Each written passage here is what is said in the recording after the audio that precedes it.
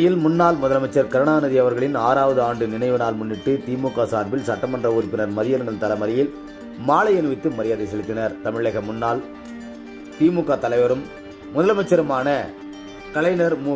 கருணாநிதி அவர்களின் 6வது ஆண்டு நினைவு நாள் இன்று திமுகவினர் அனுசரித்தனர். திமுக கிழக்கு மாவட்ட செயலாளர் மதியழகன் எம்எல்ஏ தலைமையில் பழைய பெங்களூர் சாலையில் இருந்து 500க்கும் மேற்பட்டோர் திமுகவினர் ஊர்வலமாக சென்று கிருஷ்ணகிரி ராயக்கோட்டை மேம்பாலம் அருகே நிறுவப்பட்டுள்ள கலைஞர் மு. கருணாநிதியின் வெண்கல திருவுருவ சிலைக்கு மாலை அணிவித்து அவரது படத்திற்கு மலர் தூவி மரியாதை செலுத்தினர். அதனைத் தொடர்ந்து படைப்பாளி, எழுத்தாளர், வாசனகர்த்தக, திராவிட இயக்க தலைவர், தமிழக முதலமைச்சர், திமுக தலைவர் என கலைஞர் மு. கருணாநிதி அவர்களுக்கு தொண்டர்கள் புகழஞ்சலி வீர வணக்கம் செலுத்தினர்.